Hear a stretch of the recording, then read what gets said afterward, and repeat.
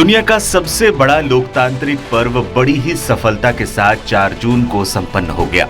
4 जून को आए लोकसभा चुनाव 2024 के नतीजों में किसी भी एक दल को स्पष्ट बहुमत नहीं मिला, लेकिन सत्ताधारी एनडीए ने बहुमत का आंकड़ा पार कर लिया, जिससे एक बार फिर से नरेंद्र मोदी के प्रधानमंत्री बनने का रास्ता लगभग साफ है। कल आए नतीजों में पक्ष और विपक्ष के लिए कई चौंकाने वाले झटके लगे। इनमें से एक झटका सत्ताधारी बीजेपी को आसाम में लगा, जब राहुल गांधी के बेहद करीबी नेता ने जोरहाट सीट अपने नाम कर ली।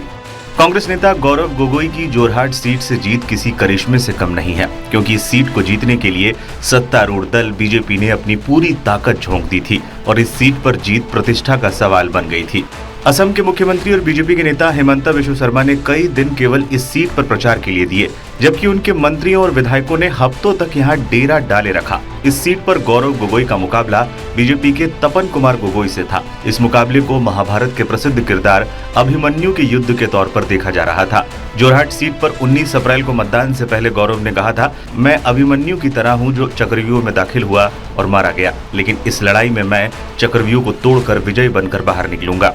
निर्वाचन आयोग के आंकड़ों के मुताबिक गौरव गोगोई ने जोरहाट सीट पर तपन कुमार गोगोई को 1,44,393 मतों के अंतर से हराकर सत्तारूढ़ दल से ये सीट छीन ली। तपन कुमार गोगोई लगातार दूसरी बार इस सीट से जीत के लिए मैदान में थे, जबकि गौरव कालियाबोर सीट से 2 बार लोकसभा सदस्य चुने गए थे और परिसीमन के बाद इस सीट का नाम काजीरंगा कर दिया गया है। परिसीमन के बाद लोकसभा में कांग्रेस के उपनेता गौरव को जोरहाट में बीजेपी से मुकाबला करने की जिम्मेदारी सौंपी गई, जो पिछले 10 सालों से सत्तारूढ़ दल का गढ़ था। जोरहाट में प्रचार करने के लिए बीजेपी का कोई राष्ट्रीय नेता तो नहीं आया, जबकि कांग्रेस नेता प्रियंका गांधी वाड्रा ने गौरव के पिता और असम के पूर्व मुख्यमंत्री तरुण गोगोई के विधानसभा क्षेत्र रहे टीटाबोर में विशाल रोड शो का नेतृत्व किया था। तपन गोगोई के लिए पूरे अभियान का नेतृत्व मुख्यमंत्री हेमंता बिश्व शर्मा ने किया। उन्होंने जोरहाट लोकसभा के अंतर्गत सभी 10 विधानसभा क्षेत्रों में कई सभाओं को संबोधित किया और कई रोड शो किए।